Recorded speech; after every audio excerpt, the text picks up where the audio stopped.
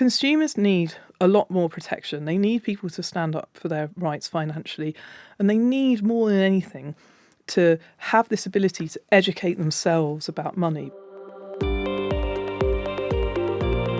This is The Talent Show, a new podcast series from FT Talent, a hub of innovation from the Financial Times. It's hosted by under 30s for the under 30s around the world. This second series is about all the aspects the FT organization is covering today, from editorial to development, from data to talent. I am Virginia Stagni, and this is a guide we designed to inspire you to be the one driving innovation and change. Welcome to the show.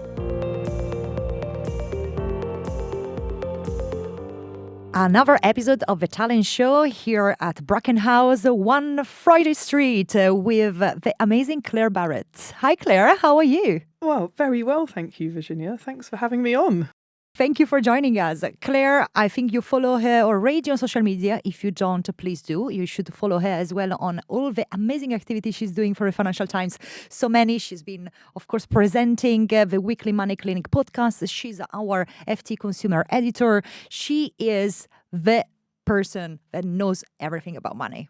I would really love to know more about your career. You do so many things. How do you manage your time? How do you do all of that? Well, I just never sleep. Okay. One of my relatives says that I'm like Hermione Granger and I've got some kind of time machine to get all of these things done. But I am addicted to to-do lists. If you follow me on Instagram, I'm at Claer B. I've normally got some kind of post up about to-do lists. I try and organise my time really, really well because time is our most valuable asset.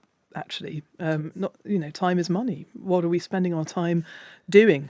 Earning money, learning new skills, and all throughout my career. I mean, like you say, I'm an expert. I don't feel like an expert, Virginia, because I'm always learning. I'm always looking at what the next story is going to be, trying to work out how to understand it so I can interpret it and explain it to people in a clear way that they'll understand and not be frightened by, so that they can take financial control for themselves and make better decisions. But also, I find that with the world of finance, there's so much jargon, there's lots of confusion, headaches, worry, rules. The end of the tax year is fast upon us, so people are trying to do all of this stuff in a hurry on top of everything else, and it is really, really stressful. So I try to make people feel less stressed about money, but also to think about it in different ways. Now, one thing that the Instagram experts are always telling people is spend your time answering surveys to make a few quid and, start a side hustle. And I kind of think you don't need to do those things. It might actually be a better investment of your time to learn a new skill that you can use at work, that you can build up your CV with. Mm-hmm. So that's what I would say invest your time in, because it's what I've done. I've always done a little bit of broadcasting on the side just because I've been really keen to get the message out about the stories that I'm writing. And now I spend almost as much time in front of a microphone as I do in front of a keyboard, which is great. It makes for a more interesting life.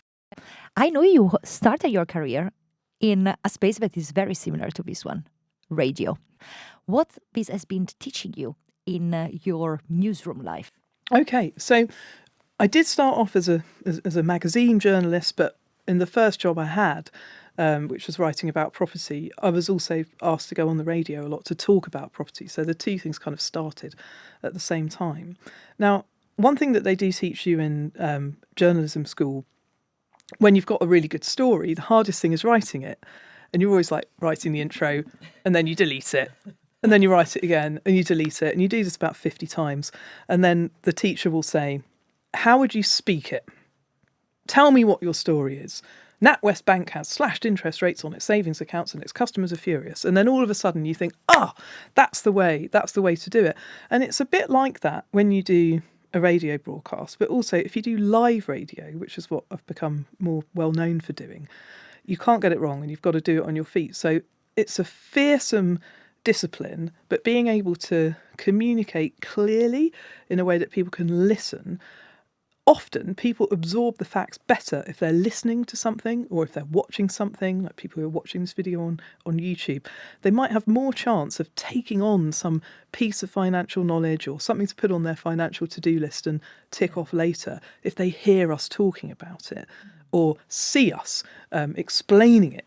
because that is an easier medium often for people to understand than like reading a newspaper article or reading an article online and working out what to do. So I absolutely am so grateful for the fact that I do get to go on TV now every week and on the radio every week to help explain financial things to people and to reach a much wider audience than the Financial Times, but to take those skills that I've honed here working at the paper since 2008, which is when I joined the financial crisis, to help other people feel better about their money, but also to have this back channel where they can contact me and say, we want to know more about this, or we want to understand why all of this upset is happening with Silicon Valley Bank, or can you explain to us if interest rates rising is a good thing or a bad thing? How do we sort out our mortgages? What do we do about savings accounts? You know, everyone's got so many questions that they want to ask about money, and it's wonderful that I can hear what people want to know and also help to tell them how better to go about their financial business. And I think this is really as well one fundamental part of your job. And it's like understanding why, knowing more about money, why feeling confident around money, it's important for financial literacy, for independence, for freedom, etc. But very first question for you, Claire, how did you turn interested, I'm not going to use expert again, like a constant learner in the world of money? What made you click with this topic at the beginning of your career? Well, I've always been really interested in money, and it's partly because I started earning money when I was very young. I was 15 when I had my first job, selling guitars in a music shop. Are you a musician? Yeah, I'm a musician as well. Oh, that's so Never great. made any money from that, I hasten to add. I made a little bit in the early years, but because I was earning my own money, I understood the value of it. So I'd get paid £20 out of the till at the end of Saturday. You kind of think, well, I know what I had to do to earn that £20. I understand the value of it. Now I need a haircut, but I haven't got any money left. You know, I'm gonna save it. I'm gonna be better with it. So I also started work at 18 when I finished school. I didn't go to university straight away because of the music, because I wanted to try and get in a band, and you know, we did put some records out. They didn't do very well, but I had this sales job for 2 years before I went to university. So I had to understand moving from selling guitars to selling computers. I had to understand percentages. I had to understand the impact of applying sales tax to things, doing a deal, you know, getting somebody to commit to something, making an acceptable level of profit, hitting the targets, getting paid in commission if I did really well and sold lots of stuff. So that was quite instructive. And I was also doing outbound telesales calls, which is one of the best pieces of training I ever had as a journalist, even though it was nothing to do with journalism. Earning my own money, being financially independent, being responsible with money. By the time I went to university, I was head and shoulders above other friends who I made there, because I'd been used to earning money and saving money for quite a few years. So naturally, they all looked to me as the person who would say, right, well, let's all put in £10 of our own money every week, and we'll have like 2 nights where we'll cook a meal together, because it will be more cost effective than everybody cooking their own thing. And this sort of grew, and you know, we had parties and we had Christmas dinners and, you know, all kinds of stuff. So it just sort of really grew from there. And then when I became a journalist, the first publication I worked on was a property one. I was very interested in property. I think anybody can be interested in property. And then understanding the financials behind it then came more naturally to me, because it was something I was interested in. And then from there, personal finance was really the next stage. And I've always been somebody who's wanted to help others help themselves with money. So I've learned this, but this is what I've learned. To avoid you making the same mistake, then this could be a piece of valuable information. And really, that's how it all started. I get a kick out of helping other people to be better with their own money, but also learning from my own mistakes. And I've always been very honest about admitting when I have got things wrong, because I think as money experts, we can be off-putting. Because people who are listening to the podcast or watching this on YouTube might think, oh, I could never do that. Yeah. And I used to think the same. So you can do it, and I'll help you do it, and believe that you can. Claire, one question I have for you. Why you didn't go then in the financial services or financial advisor sector and you went to Boring. editorial? Yeah, I've always wanted to be a hack, as we say. Journalism is all about uncovering the stuff that people don't want you to know. It's about campaigning for change. I've always been a campaigner. Ever since I turned up at school, age 13, in my Dr. Martin boots, and one of the teachers said, girls can't wear them anymore because they're unladylike, whereas boys can. And that was the beginnings of my journalistic career at the age of 13. So I started a petition. I phoned up the local paper. We overturned their stupid ban. And girls were allowed to wear Dr. Martens. And that really brought me out of myself because I was actually quite shy at school before that. But nevertheless, it's the campaigning spirit of journalism that's so needed in the financial world at the moment, because consumers have been given a rubbish ride by the cost of living crisis, but also by financial companies. Look at the growth of buy now, pay later, completely unregulated, and people are falling into deeper and deeper debt the longer that they fail to regulate it. So get a move on with that. Cryptocurrency, completely unregulated. People have lost fortunes. Some people, unfortunately, have lost their lives because their investments have gone south. Many borrowed to boost the value of them. This is all topics that we've covered on Money Clinic. So consumers need a lot more protection. They need people to stand up for their rights financially, and they need more than anything to have this ability to educate themselves about money, because only the richest 5% of people, say, can afford to pay for financial advice from a qualified professional, and they're going to make you a few percent richer. The rest of us have to fend for ourselves. And I think that particularly when it comes to long-term savings, investing for retirement, because people haven't got to that stage yet of being 60 and thinking, actually, I haven't got anything in reserve for when I want to stop work.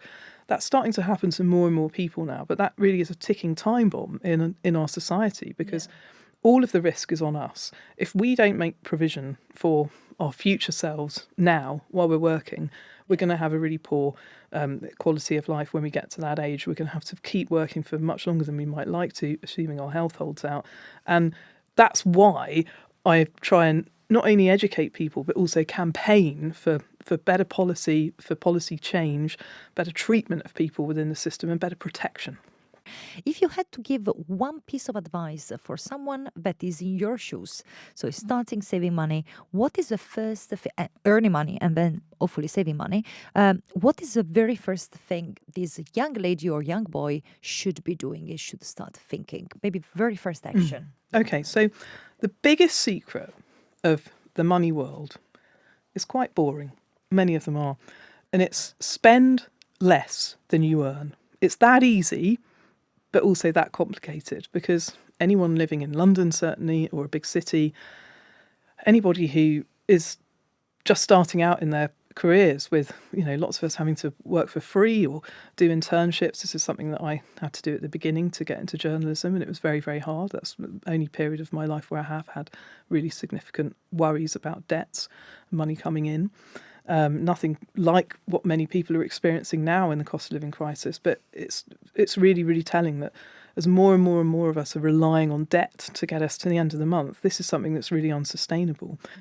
Being able to live within your means and generate some kind of surplus every week, every month, even if it's only £1, that's the key really to transforming your financial future. Now, the sort of levels of need we could talk about in the pyramid, obviously, providing safe space for yourself and your family, food, light, heat, etc. But then with your spare money, if you can, build up an emergency fund, because then you don't need to pay through the nose to borrow money when things go wrong. Then start thinking about saving for particular targets, putting money away every week in order to meet the cost of something that happens once a year. The obvious one being Christmas, birthdays, holidays, but also things like insurance. Often if you pay for a policy up front at the beginning of the year, it's a lot cheaper than paying monthly because you're not paying all of the interest on top. Choosing a second-hand car that's less expensive than a brand new one, even though you could get a PCP loan that would give you a really flashy motor. Understanding how the credit and the charges are going to apply, even though you can really easily get credit at the flick of a touch of a button on your phone when you're at the online checkout, buy now, pay later, split the payments into 3 or 4. Just being aware that loading yourself up with unnecessary purchases when you could be putting that money towards a better use. It's understanding the opportunity cost of money. Yes, nothing bad is going to happen if you have that online shopping spree, maybe overextend yourself a bit for a month.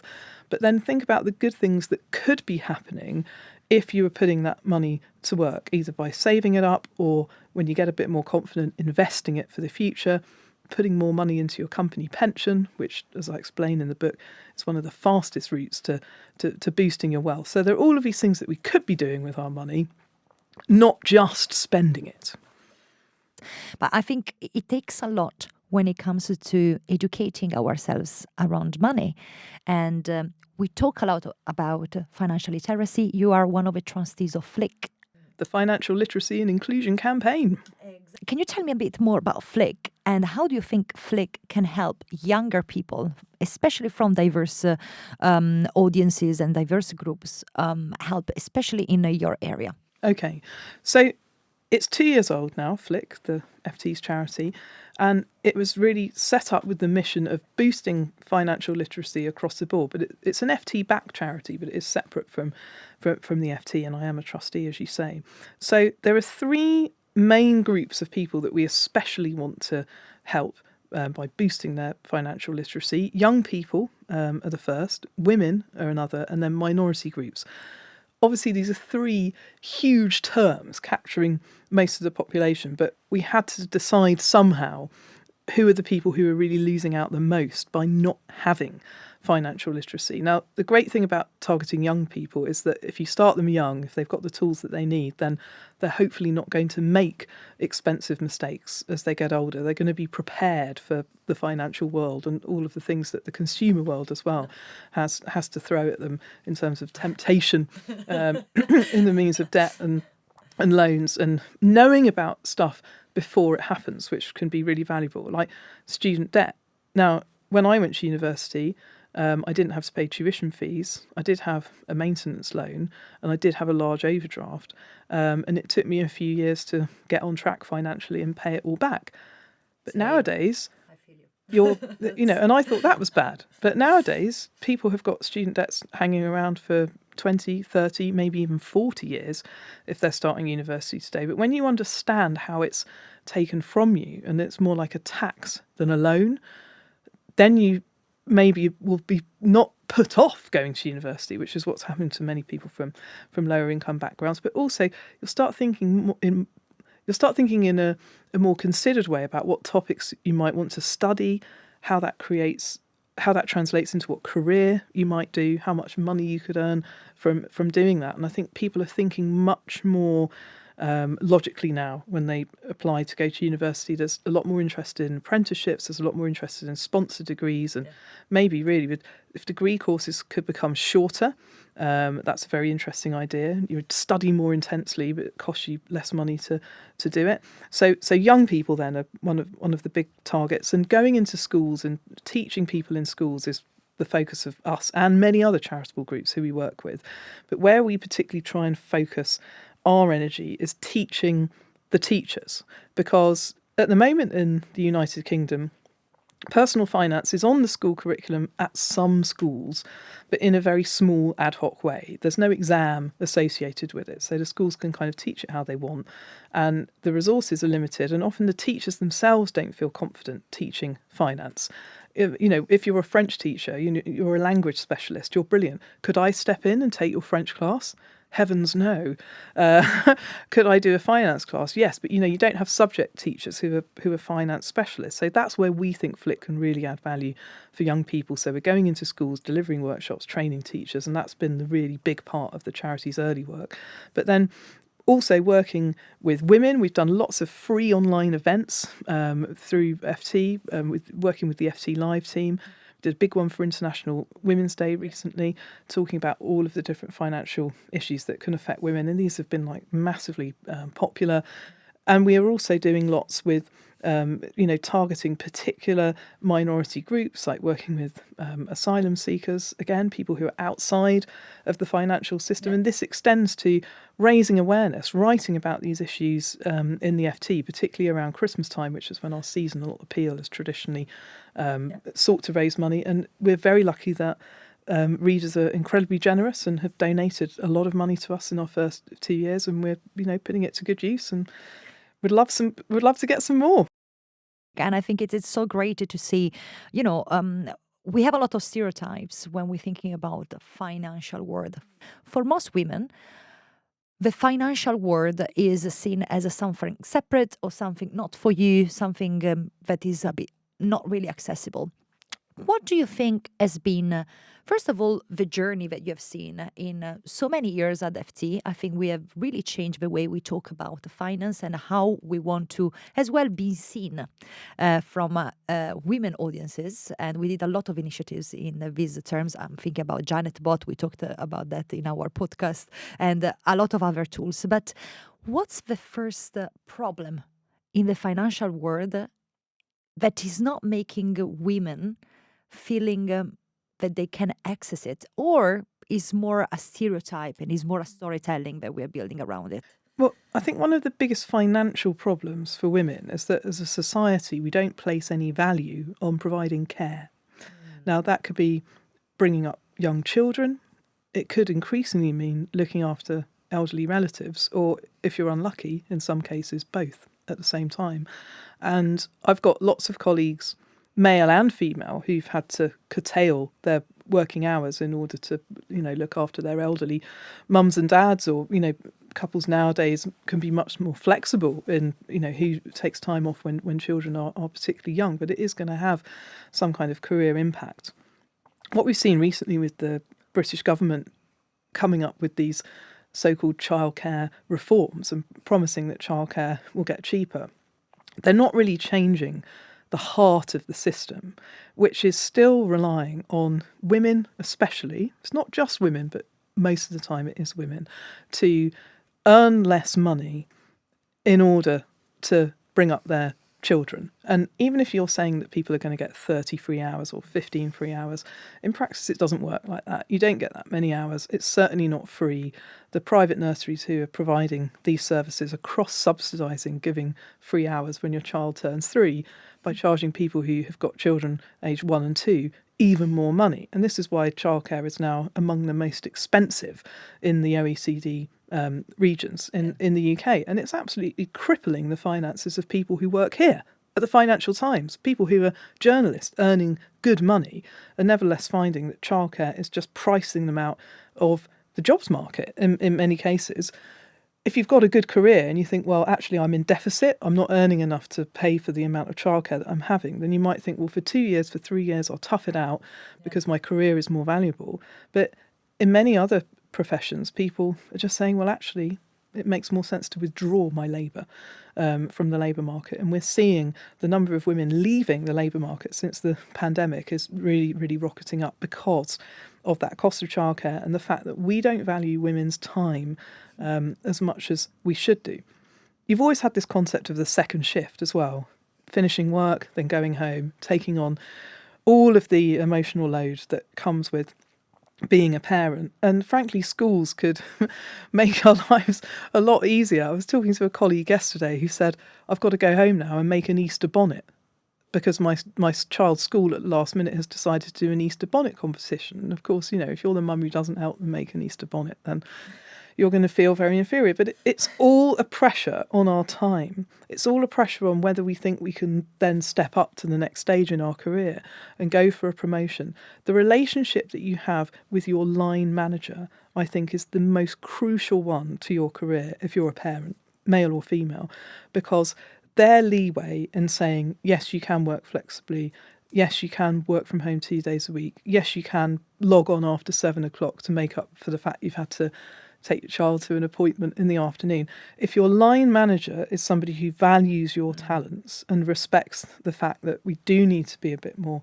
adaptable with parents, then your career's not going to suffer. You're going to fly. But there's no guarantee that you're going to get a manager who is sympathetic and enlightened. And I've always been a manager who has been enlightened and has thought we shouldn't discriminate against people because they're parents. And it's always women who get the thin end of the wedge. You know, men are parents too. They don't get this same kind of, you know, you've got to run off early and get to the nursery pickup. I think since the pandemic, I've noticed more men doing nursery drop-off and pick-up than ever before. And I do think that that's fantastic, and that the burden at home is being shared more equally between couples, but companies need to wake up to it too. Shared parental leave, it's becoming more common, but it's still like, you know, a single-digit percentage of people who are choosing to do it. Having more enlightened policies when it comes to parental leave, and looking at part-time jobs, because so many women, to make the childcare work, dropping their hours and going part-time. If you go part-time, you tend to get stuck in a rut. You're staying in the same job for longer, and any economist will tell you the easiest way to boost your pay is to switch company. But if you're working part-time, the thing about the line manager, you think I might not get this relationship replicated as well in another company. So you stay doing what you're doing, you don't get promoted, you're not moving around. And so this is all contributing on top of the gender pay gap, the gender pensions gap, the gender finance gap, as it's now being called. That's contributing even more to keeping our pay and our prospects down as women. And this is one of the issues, Virginia, that I feel the most passionate about and really want to shout about louder and louder. I don't think the government's childcare reforms are going to work. I don't think they go anywhere near enough, because they fail to address this fundamental problem, which is that we don't value care. We are not recognising that what women and men, but mostly women, are doing has a value in society, and that needs to change. Definitely reading and listening to good quality content as the one of your money clinic and everything you do here at FT can give you a lot of tips where to invest, in which direction to invest, and what to look of things that you don't really know about that are out there but might be interesting. Let's say that I'm a young employee. I have some money aside, and I have the same feeling, curiosity. I have that sense of like, that company, very interesting. It's going in the right direction. What are the kind of actions as a private investor, as a person without any advice or whatever, that you would, suggest to take? I'm interested in this company, I'd like to invest. Is it possible? Like, it is so accessible? What are the actions? And I know you talk a lot about this, but let's figure it out for our young listeners. Okay, so the riskiest investments that you can make are when you are picking single company stocks, for the simple reason you put all of your money into shares in that company. If they do brilliantly, hurrah, your whole portfolio has risen in value. But if they do terribly, then oh dear, you've lost all your money. So the number one rule is that you need diversity. You need to spread your investment over lots of different companies, but also not just companies, stocks, equities. All of these terms are interchangeable, but also other assets. Bonds, big part of the market, although slightly controversial at the moment because they haven't had a good run. Commodities, investing in like real stuff.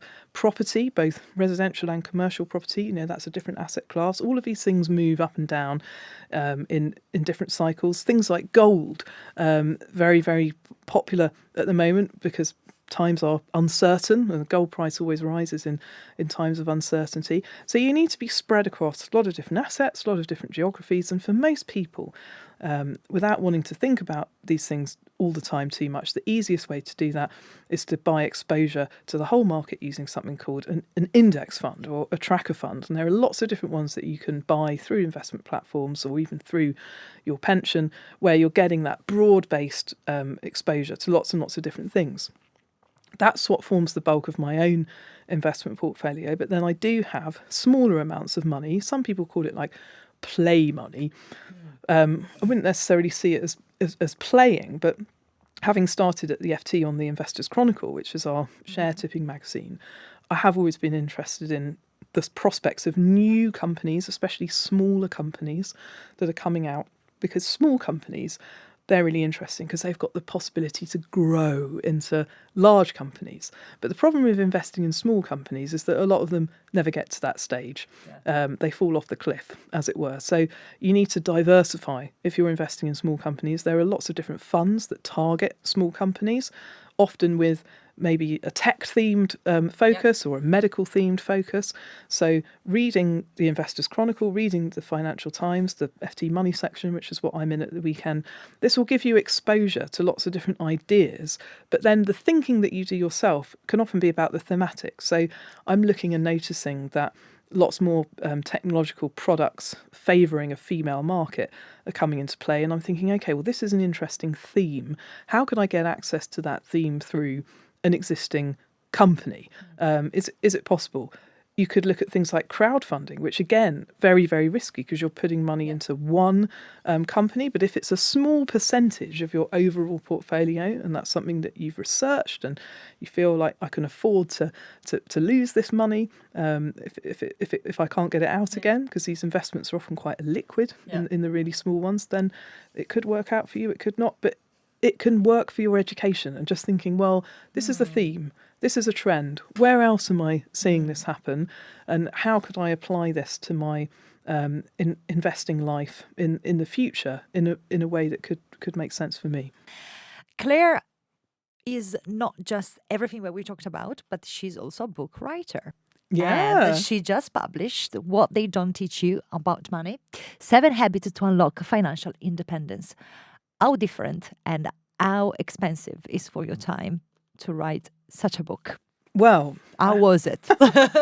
I had to do it quite quickly. So I was approached to write this book last sort of June, July, and the publisher at Penguin sent me a message over Twitter, and I just thought that it was a wind-up. I thought it was like a fraud. Right. Would you like to write a book for Penguin? I just sort of looked at it and thought, yeah, right. Unfortunately, she followed up again in a month's time and said, I don't know if you got my message. And I was like, right, oh, okay, this is a genuine approach. So I've always thought that I would never write a book about money for the simple fact that I've never really wanted to read one. I mean, I don't know how many books you might have read about money, but they do tend to have a few things in common, which is they're like manuals. You know, there's like lists and lists of instructions and explanations. So it's a bit dry. There's lots of this. No. Finger wag, I call it. Shouldn't do that. Which puts people off. And also, they're bloody boring. You just think, I'd much rather pick up a murder mystery. That's much more my cup of tea. So I've always thought money books, stick to the videos, stick to the podcasts. This is what brings money alive. And they said, can you just write like you speak, come up with a book that tells all of the stories that you tell, sets money into a real context. So I said, okay, but only if I can write it in a way that it would appeal to the kind of person who would never, ever buy a money book. And that was originally my idea for the title, a money book for people who would never, ever buy a money book. But they decided that was too long. So I came up with What They Don't Teach You About Money, because tying into the financial literacy hat that I wear at Flick, nobody teaches this stuff. We have to teach ourselves, and yet it's of absolutely fundamental importance. It's probably one of the more valuable life skills. But the basic principles in the book, the habits that I'm talking about, none of it is rocket science, but I'm explaining it in a way that anyone can understand, because we can take control and we can educate ourselves. And I hope that this will be the starting point, not the finishing point. Thank you so much, Claire. I really loved our conversation. Second part of our talent show, we got here in the studio with our amazing Claer Barrett, Sia, and Navia. Sia, over to you. Yeah, thank you so much. It's great to be here. I'm Sia. I'm a second-year business management student at King's College, and I'm also vice president for Case of the Women in Business Society. Woo! As well as a student intern at the Danish-UK Association, as I'm from Denmark. And this summer I'll be joining Deutsche Bank for an internship, so I'll get experience in the corporate world as well. Anyways, my question to you is, what is the most important skill that a successful leader should possess, and how have you honed this skill? I would say empathy. You've got to be able to put yourself in the other person's shoes. And if you're in a job where you've got to tell other people what to do, which most jobs are at the end of the day, if you're in the management sphere, why are they going to listen to you? If you want them to listen to you, they've got to respect you. And if you want people to respect you, then you need to make an effort to understand them. So hence we come back to empathy and understanding the different people on your team and the contribution that they all make, the different levels of support or encouragement that they might need. And I think that I'm not a man manager. Sorry, that's a terrible term. I'm not a manager at the FT at the moment, but I have been for most of my career here in the past. And I think that my most important job as a manager is giving people feedback and saying thank you. Thank you is the most under-uttered term by the management class, and it's wrong, and it costs nothing. And it used to be my habit when I was an editor on the news desk to, on the bus home, normally about 8:30 at night, having had no dinner and desperate for a glass of wine, would be to send at least a minimum of like 3 texts or emails to people who had really, really pushed the boat out that day. Because when you're making a newspaper, news is happening all around you, different sort of news bombs are going off, and you're often like pleading with people to, drop that piece that they're writing and do something for the front of the paper, or turn something over quickly that we can put out on a Saturday. So always saying thank you for doing that. This was brilliant. It might not be to the writer, it might be to the person who found the picture. It might be the person on the stats team who pulled together all the data and got it all up online and looking beautiful.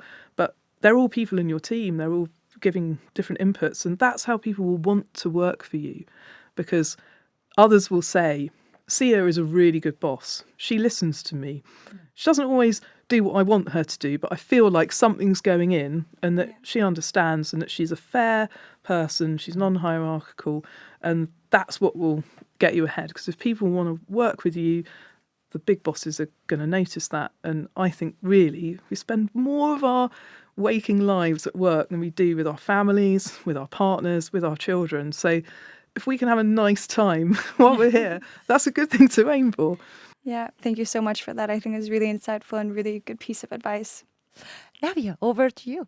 Thank you. Hi, Claire. My name's Navya, and I'm a final year business management student at King's College London. And I also lead KCL Women in Business as its president. Excellent. Thank you. And professionally, I've gained summer internship experiences at EY and Deloitte. And also, I started a startup in movement women's microfinance all the way back in India. And I work for VC fund called Beyond the Billion. And they invest in women-led startups. So this question is really close to my heart. Women entrepreneurs continue to face those barriers to capital, and they're underrepresented at many levels of the financial system. So what kind of tangible steps can businesses take to improve progress? Well, there are lots of ways that we can measure what businesses think they should be doing. And certainly the campaign to get more women on boards, more women in positions of power, making the decisions, which is a good thing, has enjoyed some success. I do worry about how much of it is lip service, how much are we sort of forcing women into a male corporate world, which still revolves around many kind of patriarchal systems of power and holding on to it. How much are we really listening to women and more diverse voices in the workforce, and how much is that influencing the decisions that are being made at the top of companies? So I think it's great, the first step, we've got more women sitting around the table. That's good. Some companies are using things like quotas and discouraging certain applicants from applying from certain roles and encouraging certain other applicants. I don't know for sure if I fully agree with that. I'm a big believer in the democracy of talent, but equally you've got to do something. It's like diversity initiatives. Lots of people get very strung up by the idea of diversity and inclusion. They think it's box tick. They think it's, being woke, whatever you want to call it. But you've got to just take the risk. Take the risk of, looking a bit silly and doing something wrong if you do get it wrong.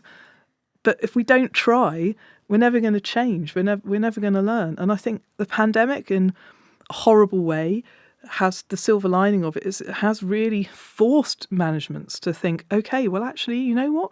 We don't need everybody working in the office every single day of the week. We can survive with other models. We can trust people to get on with the job. We can use technology to make work fit better around the pressures of modern life. And it's not been up to the individual manager to block or say no, because you get to know within companies who's pro flexible working and who's anti it. And it's forced us to think differently. So I think if that's the one thing that we can take as a good thing, then that's good enough for me. Thank you so much, ladies. And of course, Claire, it was a real pleasure to have you today on the show and share the conversation together. This has been The Talent Show, which is produced by the FT Talent team, Aya Al-Shihabi, and me, Virginia Stagni. Our podcast producer, editor and sound engineer is Arturo Ochoa, and our social media producer is Letizia Clementi. Our music is by Dennis Kishuk. Check out all of the Talent Show episodes at fttalent.ft.com, subscribe wherever you get your podcast, and follow FT Talent on socials for updates. Until next time, and keep listening.